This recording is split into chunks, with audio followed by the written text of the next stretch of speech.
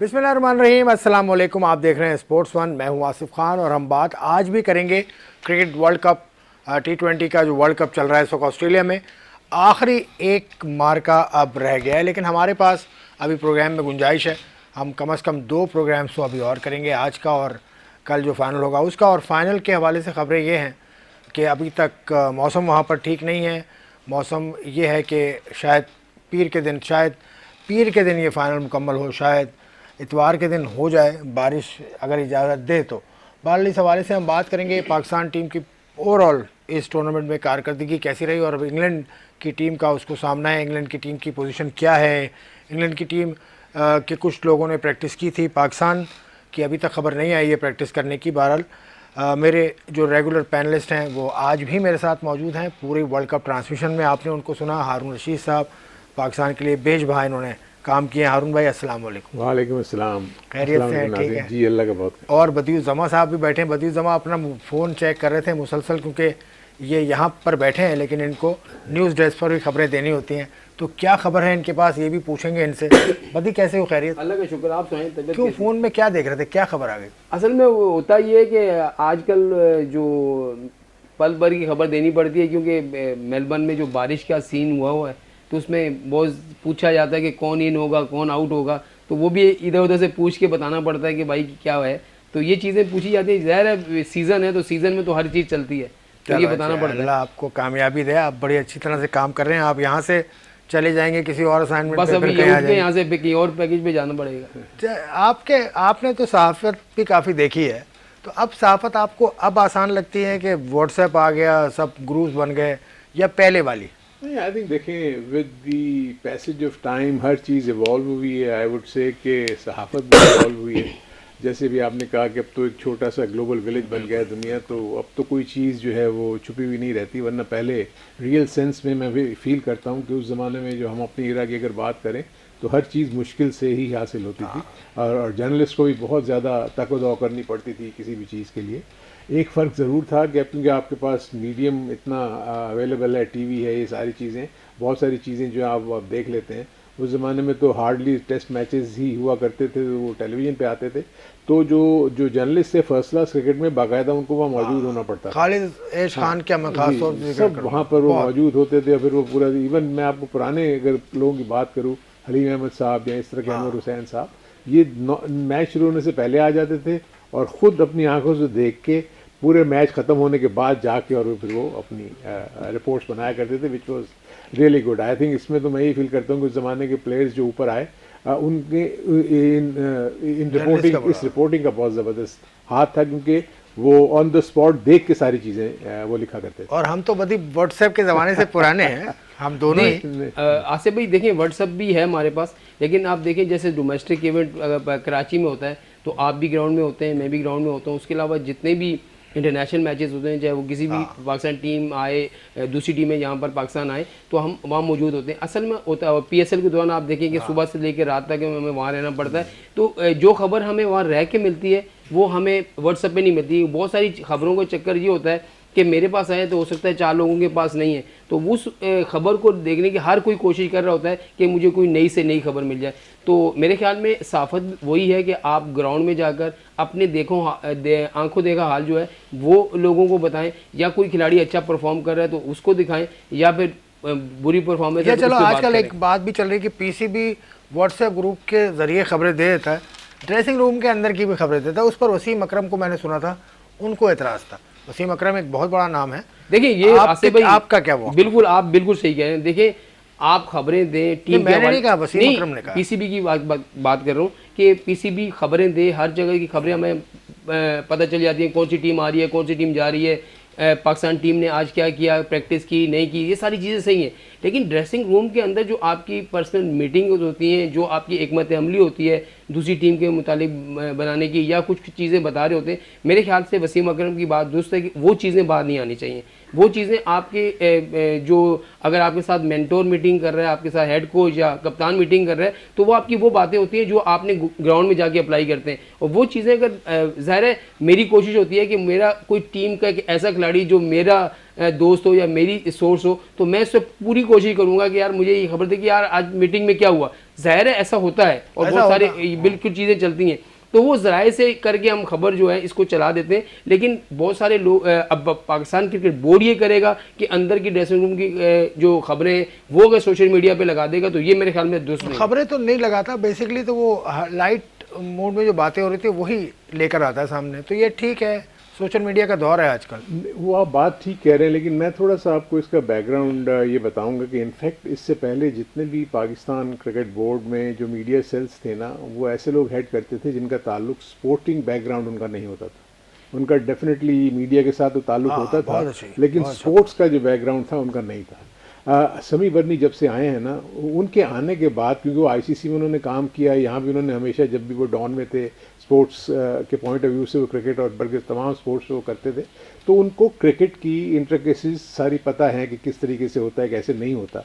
दूसरी चीज़ ये थी कि आपने नोट किया होगा कि जैसे भी बदी बात कर रहे थे, अगर वो बातें फॉर इंस्टेंस जो भी हो रही हैं अगर पीसीबी नहीं बताएगा तो लीक हो जाएंगी। आज तो लीक्स का भी दौर है ना, आजकल तो आप कोई भी ऐसी बात करते हैं अगले दिन वो ऑडियो लीक हुई हुई होती है, वीडियो लीक हुई हुई होती है। आजकल तो बस सो मेरे अपने नज़दीक जो समी ने आके जो किया, आई थिंक मैंने इतना फ़ाल मीडिया का जो सेल है वो समी के आने के बाद, इससे पहले पाकिस्तान क्रिकेट बोर्ड में मैंने नहीं देखा। उन्होंने बाकायदा अपॉइंट किए लोग जो जो उनको डेडिकेटेड टास्क दिए गए, सोशल मीडिया भी उनके अंडर में आ गया। तो उसमें एक चीज़ तो मैं मानता हूँ कि ड्रेसिंग रूम की जो न्यूज़ हैं वो या ख़बरें वो नहीं, कौन सी खबरें नहीं आनी चाहिए जो पब्लिक के मफाद में नहीं है, ये कि पब्लिक के इंटरेस्ट में नहीं जानी चाहिए।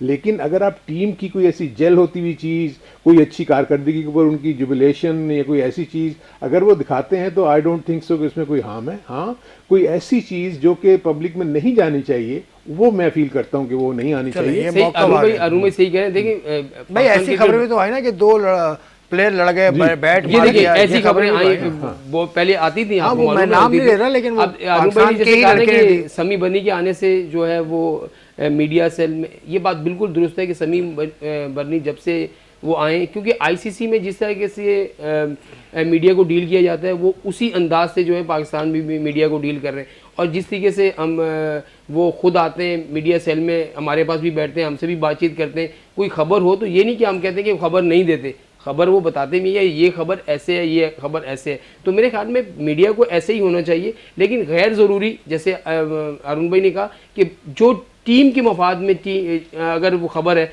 वो बात ही आनी चाहिए। यूटर्न ले लिया आपने, यूटर्न ले लिया आपने। नहीं, पहले तो आपने भाई साफ मना किया था। नहीं, टीम के मफाद में, टीम के मफाद में मैं कह रहा हूँ कि टीम की अगर कप्तान और हेड कोच या कोई हिकमत अमली ऐसी बना रहे हैं जिसको लीक नहीं होना चाहिए, दूसरी टीम वो नहीं होनी चाहिए। बाकी आप अच्छी चीजें जो है वो आप तो इतना गैर जिम्मेदार तो सालगिरह मना रहे हैं, मनाएं भाई, वो तो उसकी आनी चाहिए। बाकी लोगों ने ये तावील दी ना कि दूसरे क्रिकेट बोर्ड नहीं करते। एग्जैक्टली, देखिए बिल्कुल, देखिए मैं आपको बताऊं उसका रीजन है ना, दूसरे क्रिकेट बोर्ड इसलिए नहीं करते कि उनकी आवाम या उनकी मीडिया इस तरह रिएक्ट नहीं करती जिस तरह पाकिस्तान में रिएक्शन होता है, वो इस तरीके से भारत में भी भारत में होता है। भारत का भी यही आलम है। उन्होंने तो यकीन करें, मैंने फुटेज वो दिखाने वाली नहीं है कि उन्होंने कोहली रोहित शर्मा की तस्वीरों को डंडे मार रहे हैं। वो दो हमारे दो ममालिक जिसमें पाकिस्तान है और बांग्लादेश भी किसी तौर पे, बांग्लादेश, तो बाकी अफगानिस्तान को भी शामिल कर लो। यूरोप की जो कंट्री जितनी भी है, जैसे ऑस्ट्रेलिया हो गया, इंग्लैंड हो गया, न्यूजीलैंड हो गया, इसमें इस तरह की चीजें नहीं होती। वो जीत को अच्छे तरीके से सेलिब्रेट करते हैं और हार को जो है वो उस तरीके से नहीं करते। हमारे यहाँ तो कोई टीवी तोड़ देता है, कोई जो है खिलाड़ियों के घर जाकर जो है वो हमले कर देता है। अब इंडिया में तो आप देखें कि उन खिलाड़ियों को जिन्होंने आपको जिताते भी वही खिलाड़ी हैं, हारते भी वही खिलाड़ी हैं, लेकिन उनके घरों में जाकर जो है जिस तरीके से आप उनको गालियाँ बकना और इस तरीके की, मैं अब ट्विटर, आप सोशल मीडिया देखें तो इंडियन, अल्लाह माफ करे कि इंडियन जो लिख रहे हैं, जो बोल रहे हैं, आप सुन देखो स्पेसिस जो उसका नाम भी ले नहीं सकता, स्पेस का जो उन्होंने नाम एक वाहियात सा नाम रखा हुआ, उसमें जो वो गालम गलोच कर रहे हैं अपने प्लेयर्स के साथ, ये एक्चुअली ठीक है। पैशन मैं समझता हूँ, बहुत ही पैशनेट हैं सारे, और वो प्रॉब्लम सिर्फ ये है कि पैशनेट इन दैट सेंस है कि वो अपनी टीम को सिर्फ जीतता हुआ देखना चाहते हैं, यानी वो एक्सपेक्ट ही नहीं कर सकते कि ये टीमें जो हैं वो गलती करेंगी। तो इसी चीज़ को जैसे बदी की बात को बढ़ाते हुए देखें, इससे पहले आपको याद होगा कि पीसीबी की तरफ से तो कोई खबर नहीं आती थी, और जब खबर वो लीक होती थी तो उसके बाद पीसी के पास उसको डैमेज कंट्रोल मेजर्स नहीं होते थे। तो अब क्या होता है कि अब बजाय इसके कि पीसीबी किसी और पर डिपेंड करे, वो खुद ही रिलीज कर देता है न्यूज़। उनका मीडिया डिपार्टमेंट खुद ही बता देता है कि क्या होने जा रहा है, क्या नहीं होने जा रहा। सो उस वक्त भी ये कहा जाता था, जब हम लोग भी जब थे उस वक्त, कि आप क्यों मौका देते हैं दूसरों को कि वो हमारी खबर लेके चला दें। आपने जो भी डिसीजन लिया है आप बता दें, छुपाने की क्या ज़रूरत है। अच्छा होगा डिसीजन या बुरा होगा, लेकिन यह है कि फिर वो जो भी एनालाइज करेगा उसको उस हिसाब से करेगा। So I think things have changed for the better. I think तो आज हमारे पास असल में बात करने को बहुत कुछ है, लेकिन हम दूसरे मौजूदात पे भी बात आज कर ही रहे हैं। थोड़ा सा हॉकी पे बात कर लूँ। ये प्रोग्राम तो खैर क्रिकेट के लिए, लेकिन हॉकी की टीम कल वापस आई है। अजलान शाह खेलकर बड़ी अच्छी कवरेज हुई उनकी। उमर भुट्टा ने भी बात की, अयाज महमूद ने भी बात की, जो कोच हैं हैदर हुसैन ने भी बात की, और एक मैनेजर ने भी बात की। बहुत कुछ बोला उन लोगों ने अपनी परफॉर्मेंस के बारे में। उसके बाद उन्होंने कहा कि हुकूमत पाकिस्तान को फ़ंड देने होंगे, आगे जो टूर्नामेंट आ रहा है साउथ अफ्रीका जाना है शायद, तो उसके हवाले से क्या? बिल्कुल आसिफ भाई, सही है। हॉकी हमारा कौमी खेल है और उसको बहुत सारे लोग जो हैं बोल चुके हैं, हत्ता कि हुकूमत भी बोल चुकी है। और एक उस दिन में जब पाकिस्तान टीम ने तीसरी पोजीशन हासिल की तो वज़ीर आज़म ने ट्वीट किया। अच्छी बात है कि उन्होंने ट्वीट किया कि जो है वो पाकिस्तान टीम जीती, उसकी मुबारकबाद दी है। तो देखिए हौसला अफजाई जैसे आप करेंगे खिलाड़ियों की तो वो आगे बढ़ेंगे। आप एक चीज़ को पूछेंगे नहीं तो वे खिलाड़ी, अब हॉकी की तरफ मुझे मैं बताएं, यहाँ पर जितने भी ट्रायल होते हैं, कैंप लगा हुआ होता है, तो यकीन माने कि जहाँ पर 800 या 1000 लड़कों को आना चाहिए, वहाँ 100-150 लड़के नहीं होते, क्योंकि हॉकी की तरफ से लोगों ने बहुत, मैं कह रहा हूँ ये लड़के बिल्कुल हॉकी से दिल टूट चुका है उनका। उनको मालूम है पैसा नहीं है, प्रॉब्लम है, फंड है नहीं, तो इसके लिए आप पाकिस्तान, क्योंकि इनके पास और सोर्स तो है नहीं, हुकूमत पाकिस्तान को जो है ख़ास तौर पर फेडरेशन के साथ जो है वो इस तरह की वो सेटिंग करनी पड़ेगी ताकि वो जो है पाकिस्तान टीम को पैसा मिले और वो जो है वो आगे इवेंट में जो है शिरकत करें। बिल्कुल ठीक कहा वदी ने कि हॉकी समेत दीगर खेलों को भी पैसों की ज़रूरत है और कोई ऐसा निज़ाम बनाने की ज़रूरत है कि वो पैसा जनरेट कर सकें रेगुलरली। एक ब्रेक लेते हैं, ब्रेक के बाद I will see you again.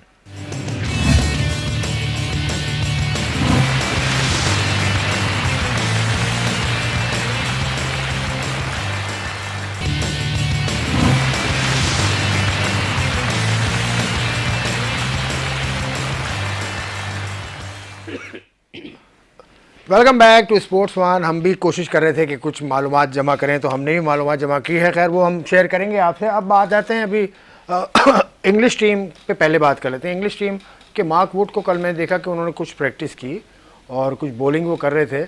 मुझे तो अंदाज़ा नहीं है कि फ़िट है या नहीं है, लेकिन मार्क वुड आ जाता है अगर, तो उनकी टीम ज़रा सी मजबूत हो जाएगी। देखिए आज उनके जो हेड कोच का मैंने सोशल मीडिया पर पढ़ रहा था कि वो उन्होंने कहा कि मार्क वुड ज़रूर हमारे साथ उन्होंने प्रैक्टिस की है, मिलान वो आए, लेकिन वो 100% जो है फिट नहीं है। तो उन्होंने यही कहा कि अगर वो 100% फिट होते हैं तो ही हम उनको टीम में लेंगे। डेविड वेली के बारे में बातें हो रही हैं कि हो सकता है कि उनको जॉर्डन की जगह जो है वो मैच में खिलाया जाए। ये जॉर्डन ने तो अच्छी बॉलिंग की थी, बॉलिंग अच्छी की, लेकिन उस रन हो सकता है ज़्यादा दिए, तो डेविड वेली को इन करने की बातें, यानी कि जो उनके हेड कोच हैं वो कह रहे हैं। अभी मेरी मेलबर्न में ही बात हो रही थी देश में, आज भी जो है बारिश की पेशन गोई थी, लेकिन आज भी बारिश नहीं हुई। आसमान पर बादल हैं लेकिन बारिश नहीं हुई। और कल देखें, लगता नहीं है, बादल तो ज़रूर है, लगता नहीं है कि कल बारिश हो। अगर हल्की फुल्की बारिश हुई तो मैच डिस्टर्ब हो सकता है, लेकिन अच्छा है अल्लाह करे बारिश ना हो और मैच मुकम्मल हो जाए।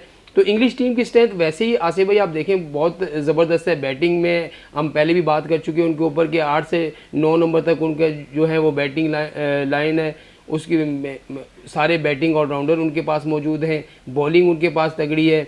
सेम कोरिन बहुत ज़बरदस्त बॉलिंग कर रहा है, उसका वॉक्स बहुत अच्छी बॉलिंग कर रहा है। आदिल रशीद को आप देखें कि सेमीफाइनल में जिस तरीके से उसने स्पिन बॉल किया, बहुत ज़बरदस्त बॉलिंग कर रहा है। और उनका टॉप ऑर्डर जो जितना भी है, जिसमें बटलर हैं, एलेक्स हेल्स हैं, लिविंगस्टोन है, हैरी ब्रॉक हैं, तो सारे फॉर्म में हैं। तो आप उनकी बैटिंग भी और बॉलिंग भी और फील्डिंग भी, तीनों शोबों में अगर आप देखें तो इंग्लिश टीम जो है वो हमें मुकम्मल एक जो है वो टीम नज़र आती है। तो ऐसा नहीं है कि जैसे न्यूजीलैंड में कुछ थोड़ी बहुत जो है वो खामियां थी जिसकी वजह से हम जीत गए, तो यहाँ मुकाबला हमें सख्त होता हुआ नज़र आ रहा है। लेकिन पाकिस्तान टीम वही है कि खुद जो है इंग्लिश कप्तान ने कहा है कि किसी भी वक्त पाकिस्तान टीम कुछ भी कर सकती है। तो इसमें पाकिस्तान टीम का जोश जो है, वलवला जो है, और मेरे ख्याल में एतमाद उनको इतना मिल चुका है, और दूसरा जितने भी फैंस जो हैं, शायकीन जो हैं, पाकिस्तानी कौम उनके लिए जो कर रही है, तो मेरे ख्याल में उनके हौसले काफ़ी इस वक्त बुलंद है।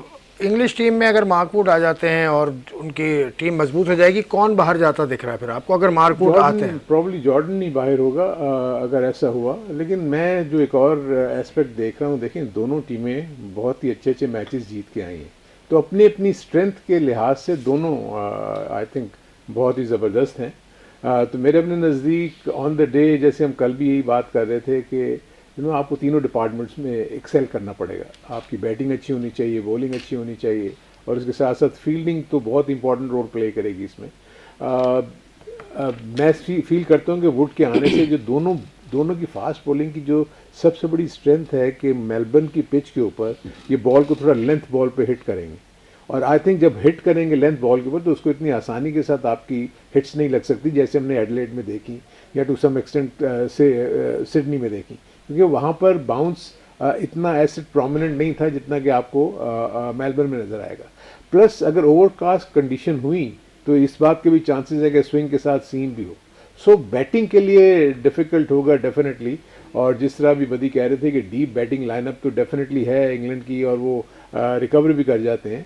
अगर आप ऑफ लेट देखें तो पाकिस्तान को भी पीछे उनकी मिडल ऑर्डर ने ही बड़ी इंपॉर्टेंट कामयाबियाँ दिलवाई, चाहे एक अच्छी कैमियो हो जाए नवाज़ की, एक अच्छा इनिंग खेल जाए शादाब, इसी तरह फिर यू नेवर नो कि वो जो क्विक फायर वो जो उनकी इनिंग्स होती हैं कैमियोज, तो वो आपको मैच जिता जाती हैं। सो प्लस जो हारिस आए हैं अननोन कॉमोडिटी है, इसलिए लोगों को अभी इनके बारे में पता नहीं है, लेकिन इस पिच के ऊपर थोड़ा हारिस ज़रूर टेस्ट होंगे क्योंकि बाउंस अच्छा होगा। हालांकि उनकी टेक्निक अच्छी है, वो अपनी जगह पे रह के खेलते हैं तो मे भी उसको कर लें, लेकिन मेलबर्न का ग्राउंड बड़ा है, इस वजह से एरियल शॉट्स जो है ना वो बाउंड्री लाइन के अंदर गिरने के चांसेस ज़्यादा हो सकते हैं, और फील्डर्स के लिए मौके होंगे कि उनको कैच कर लें। So I think interesting battle, I would say कि हम क्रिकेट जो है एट द बेस्ट हम देखेंगे दोनों तरफ से, क्योंकि अब तो देखें ना दोनों ने तो पीछे मुड़ के देखना ही नहीं है।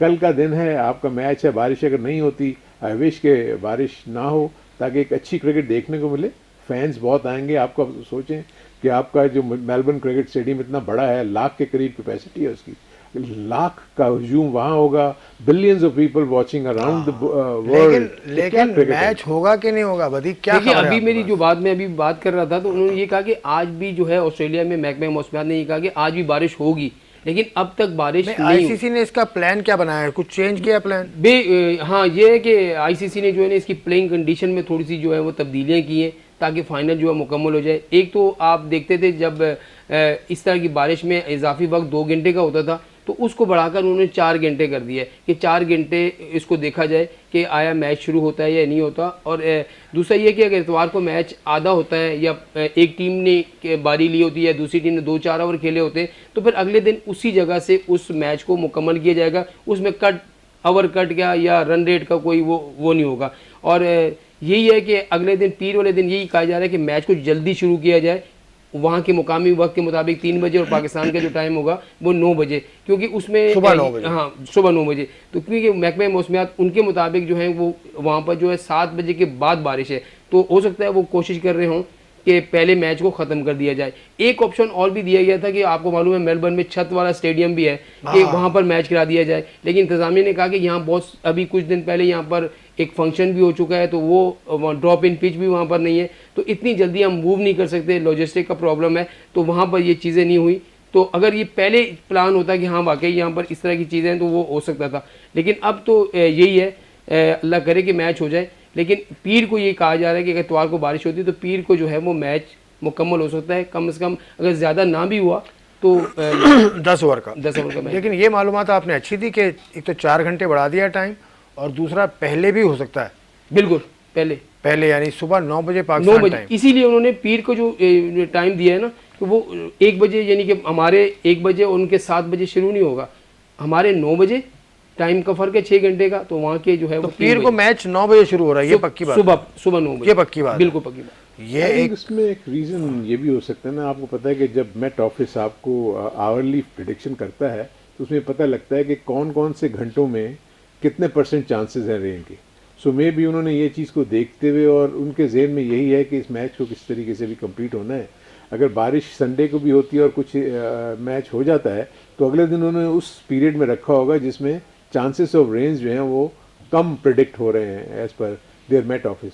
सो आई थिंक हम सबको दुआ यही करनी चाहिए कि अच्छी क्रिकेट, इतना अच्छा वर्ल्ड कप देखने को मिला, ये फाइनल भी जो है उसको पूरा होना चाहिए. उनके मैचेस तो गए हैं ना, एक टीम को तो बहुत नुकसान हुआ है। नुकसान भी दूसरा ये अफगानिस्तान है की टीम को तो बहुत कि नुकसान आसिफ हुआ। भाई वहाँ पर एक probably I don't think so कि वो फेवरेट थी. नहीं, फेवरेट नहीं थी, लेकिन ये कि उसके मैचेस मिस उनको हुए. मैचेस मिस हुए, मेरा यही कहना है। एक ये भी है कि जैसे पाकिस्तान में इस तरह की बारिश अगर आधा घंटा भी पौना घंटा भी हुए तो मैच आप समझते हैं ग्राउंड ही नहीं सुखा सकते, यहाँ मैच नहीं हो सकता। लेकिन वहाँ ये कह रहे हैं कि अगर 25% भी बारिश हुई तो इंग्लैंड में ये है कि 1-2 घंटे में उस ग्राउंड को ऑस्ट्रेलिया में ये कि वहाँ पर आप 1-2 घंटे में उस ग्राउंड को बिल्कुल क्लियर उनके पास ऐसे हैं, उनके पास ऐसे जो है वो हालात हैं कि वो उनको 2 घंटे में आपको क्लियर करके दे देंगे और आपका मैच शुरू हो जाएगा अगर 25% बारिश हो। उसका एक जो देखिए सबसे बड़ी चीज़ ये है कि जब भी ये क्रिकेट ग्राउंड्स बाहर के ममालिक में बनते हैं जहाँ पर वेदर का बहुत होता है, आई थिंक सब जगह यही होना चाहिए कि वो एक बहुत अच्छा ड्रेनेज सिस्टम जो है ना आउटसाइड दी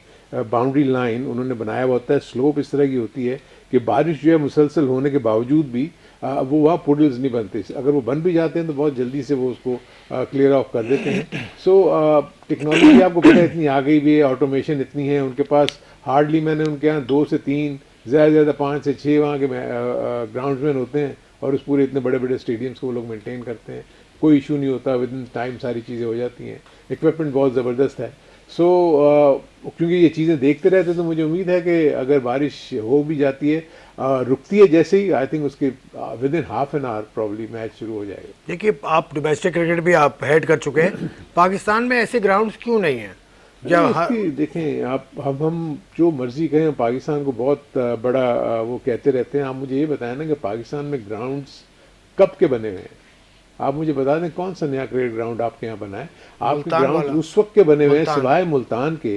आपके जितने भी पेशावर का बिल्कुल जीरो से बन रहा है, वो तो भी बिल्कुल नया बन रहा है ना. वो आई होप कि उस पर भी वो सारी जो उसकी रिक्वायरमेंट है, जो आईसीसी की एक्चुअली एक रिक्वायरमेंट है ग्राउंड को बनाने के लिए, वो उसको पूरा फुलफिल करना चाहिए, जिसमें बहुत सारी चीज़ें होती हैं. मेरे अपने नज़दीक क्योंकि हमारे यहाँ बारिश का कॉन्सेप्ट इतना ज़्यादा नहीं होता. आपके यहाँ विंटर में क्रिकेट होती है, आपके यहाँ विंटर में क्रिकेट होती है, इसलिए हमें ये देखना है कि विंटर में हमारे यहाँ बहुत कम चांसेस होते हैं बारिश के. सो मे बी जब क्रिकेट ग्राउंड्स बने हैं तो उन्होंने ये वाले एस्पेक्ट को देखा ही नहीं. दूसरा एक बड़ी स्लोप जो है वो जाके और बाहर का जो आउटर एरिया है उस पर पानी को जमा होकर और गिर जाना चाहिए, वो इस तरह के नहीं है. हमारे यहाँ ये पूडल्स बहुत जल्दी बन जाते हैं. चलें ब्रेक लेते हैं, ब्रेक के बाद हम आएंगे और एक टीम ऐसी है साउथ अफ्रीका जिसका शुक्रिया अदा हमें करना चाहिए, साउथ अफ्रीका और नेदरलैंड्स का. उस सिलसिले में हम बात करेंगे, पाकिस्तान टीम की परफॉर्मेंस पर बात करेंगे इस ब्रेक के बाद.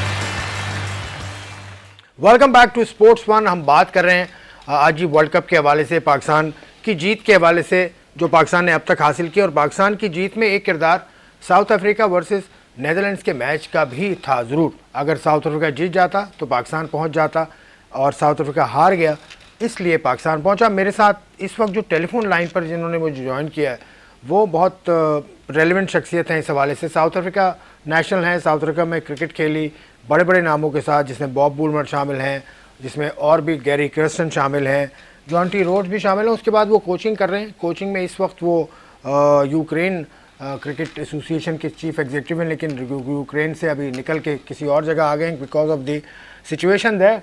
His name is Kubas Oliver and thank you very much Kubas for joining me. How are you doing? So I'm very, very good. Getting a bit cold here in Zagreb, in Croatia, and but at least the cricket and the performance of the Pakistani cricket team is keeping my heart warm. But otherwise a bit cold, but very good. Thank you, sir. Honored to be on your program. Okay, I have been watching you on another TV program as well. You have been busy with Indian journalists and other journalists as well. So, what happened to the South African team? Start off from here. What happened to them? They did not perform up to the level which was expected. So I think I can sum it up in one word. It's probably choke. They Choke, choked again. choke. You know, as Hold on for a minute.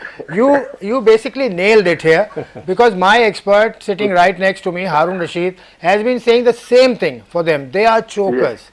Harun bhai, over to you. Hi, how are you? Welcome to the show. Good morning, sir. I think, over the years we have been watching South African cricket. I have been to South Africa with the Pakistan senior and junior teams. And I have seen them, such a brilliant cricket infrastructure, cricket grounds and everything. And they are real, sports-loving people. But can you just describe this choker tag that, has been with South Africa since they have come into the international cricket back again? So yes, I think unfortunately, if it happens once or twice, you can't really call a team a choker if it happens once or twice, but it happens to South Africa repeatedly. I mean, you can go back in the history, tournament after tournament they choke, and I think it does become a psychological problem with the team. They played fantastic cricket earlier on in the tournament, and the minute it came to it was basically a quarter-final for them against the Netherlands. I worked for 4 years in the Netherlands. I was national youth coach. I coached Max O'Dowd. That Netherlands team, even with 4 South Africans in the team, that team should never ever beat a South African team. It's almost impossible. And yet, when it came to the crunch game, when the pressure was on, the South African team just absolutely choked. There is no other word. They choked again under pressure. Yeah, exactly. And the other thing also, can you just also tell me about, that there are some players leaving South African cricket and going into somewhere in England, having their nationalities shifted to England. What are the reasons behind this? People like Albert and some others leaving South African cricket. Some of them are going to USA as well. So I think people are very quick to always point out to the political issues, and let's be very honest and frank, South Africa do have political issues. They do have a past of apartheid. So I'm all in favor for quota systems. I'm all in favor of transformation process. But I believe at the end of the day, it's not only about politics, it's also about money these days. I mean, the money the players are making in franchise cricket, playing in these different franchise leagues all over the world, Big Bash. I mean, the South Africans, if you look at Riley Rousseau, for instance, before he came back into the fold in the South African national setup, he was in the wilderness, basically. He played... Oh my... We have lost you, Cobus Oliver. हम ज़रूर इनसे बात करेंगे. बड़ी अच्छी बात चली थी. बदी ने भी कुछ पूछना था. तो अनफॉर्चुनेटली द लाइन इनकी इस वक्त ख़त्म हो गई. मेरा वक्त भी ख़त्म हो गया. ये फॉर्चुनेटली हुआ शायद. इसलिए लाइन भी ख़त्म हो गई. ये जानबूझ के नहीं किया हमने. लेकिन हम इस पर बात करेंगे. कल है फाइनल. उसके लिए तैयार हो जाइए. फाइनल सुबह 9 बजे. कल 1 बजे होगा. परसों अगर नहीं हो पाया तो परसों सुबह 9 बजे शुरू होगा. आपका प्रोग्राम देखने का शुक्रिया. मुझे इजाज़त दीजिए. खुदा हाफिज़.